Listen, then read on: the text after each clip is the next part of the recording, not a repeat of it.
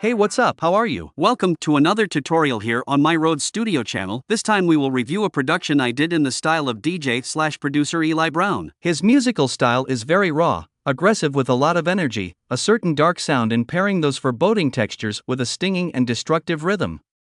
This sound has helped him rise to prominence in a hotly contested club scene, quickly gaining support from the likes of Carl Cox, Adam Beyer Calvin, Solardo, Green Velvet and many others. This production was inspired by two songs, Deep Down and Believe. You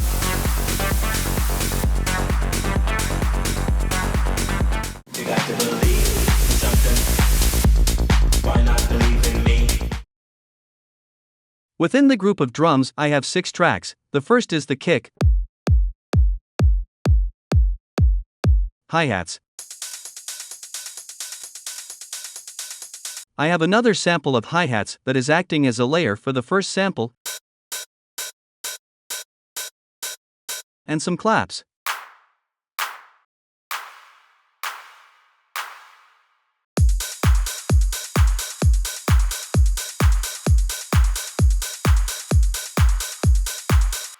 The last 2 samples are a ride that acts as a support or layer for the percussions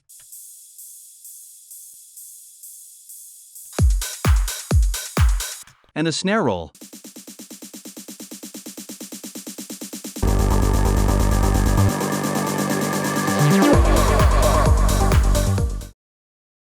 For the synthesis I am using the Omnisphere 2. Within this virtual instrument I am going to use 2 instruments, Instrument A and Instrument C. In Instrument A I am using a saw-type oscillator as the sound source and in Instrument C a sine-type oscillator. Now let's just listen to the oscillator without the filter, effects, and arpeggio tool.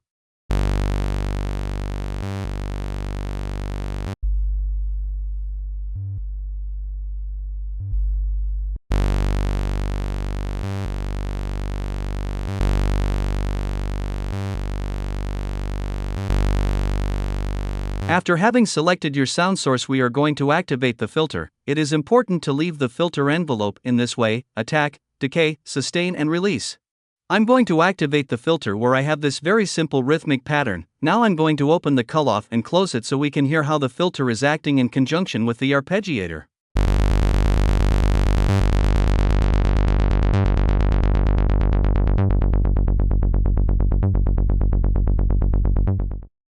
Finally, all this configuration is going to go through the effects where I have this plugin that is like a distortion effect, but in this case I am using an internal effect of Omnisphere called Flame. This effect is simply to give weight and punch to the bass.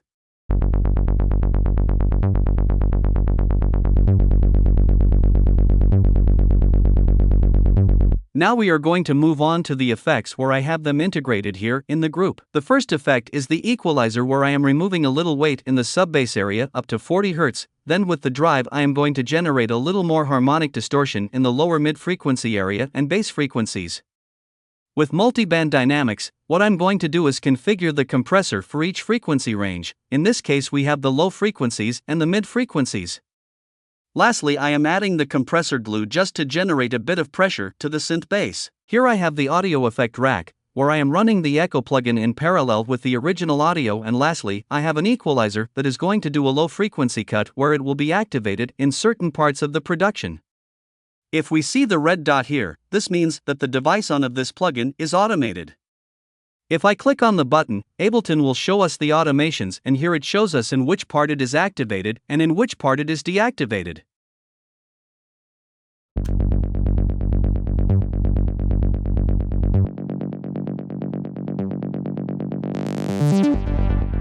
Now let's listen to the before and after of adding these audio effects.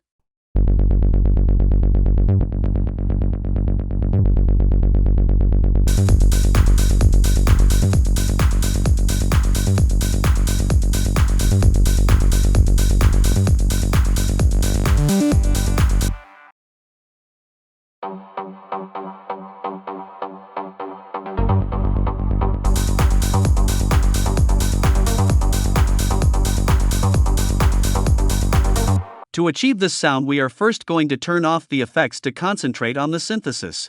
I am going to use the wavetable where I will modify 2 oscillators, oscillator 1 and oscillator 2. In oscillator 1 I am using a wavetable called sub 1. Then I'm going to link the frequency 1 parameter in the matrix with the envelope of my amplifier, and in oscillator 2, I'm using this harmonic series option using this waveform. Let's listen to the two oscillators together.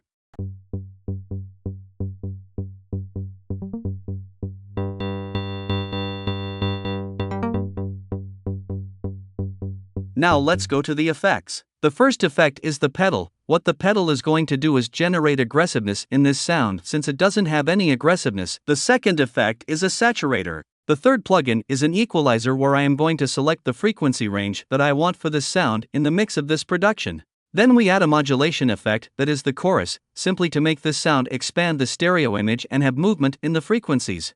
Next effect is the echo. I use multi-band dynamics to control the mid and high frequencies with different compression for each frequency band. Then we have the reverb, and lastly, I have the autofilter.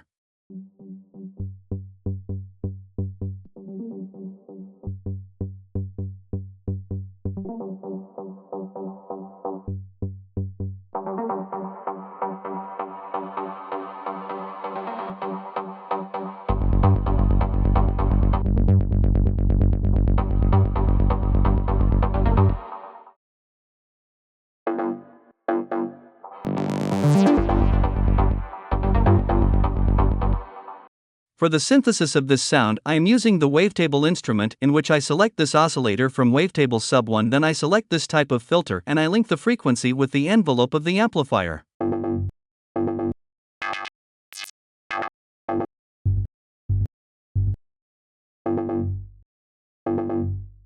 As for the audio effects, I start with the saturator to generate a bit of aggression, then we move on to the phaser modulation effect. With the overdrive, what I do is intensify the tone of this sound that is in the part of the upper mid frequency approximately. With the equalizer, I am cutting the low frequencies that do not. I'm going to need it in the mix, and finally, I add reverb to give space to this sound.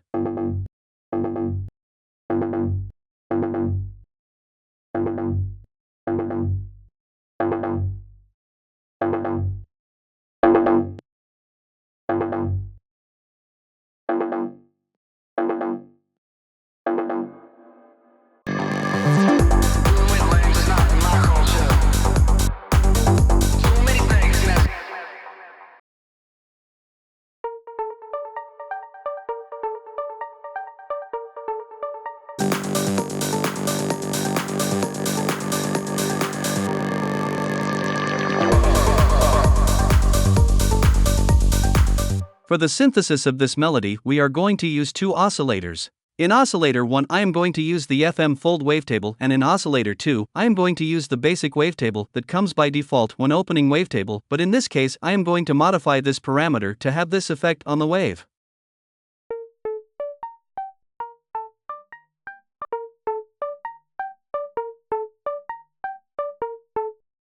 I like to modify the detune sometimes in the synth melody. In this case, I put the oscillator 1 to -16 and in the oscillator 2 to 17, in which it will give us this sound.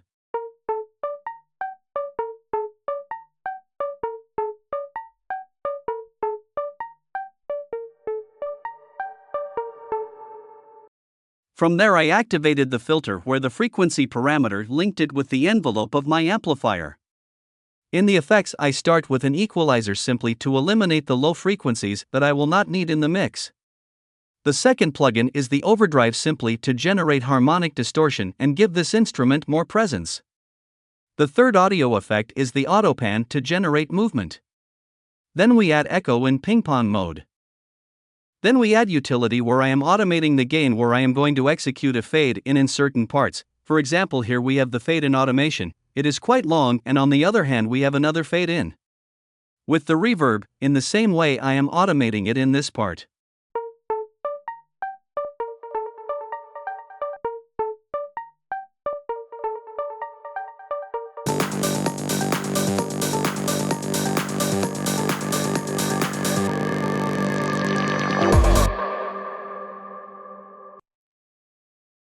After the melody, we have a very important element for this song, which is the vocal. I'm going to turn off the effects and let's listen to the clean vocal sample with no effects. Dealing with lames is not in my culture.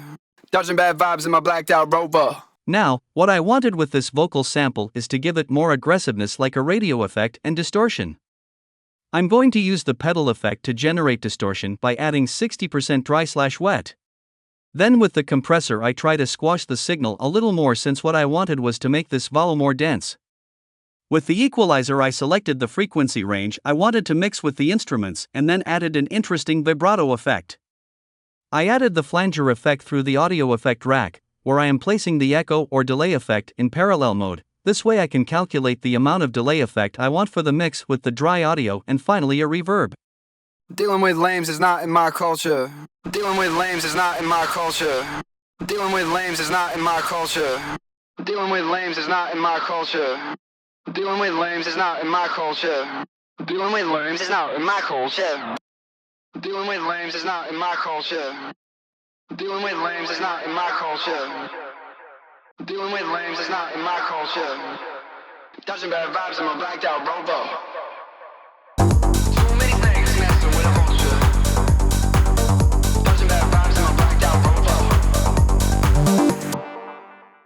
After the first break, when entering the drop we have small fragments of the vocal but were taken from the sample, and when entering this part the beat repeat effect is activated.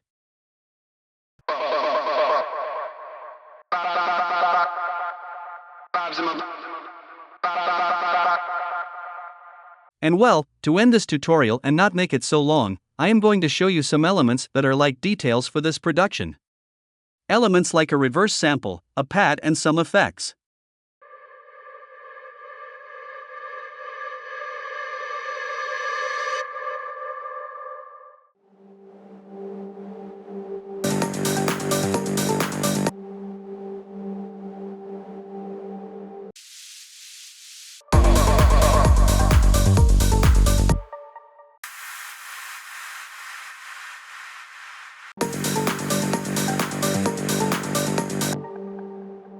Well, we have come to the end of this tutorial. It is important to know that you can download this project and have it on your computer so that you can deeply analyze this project.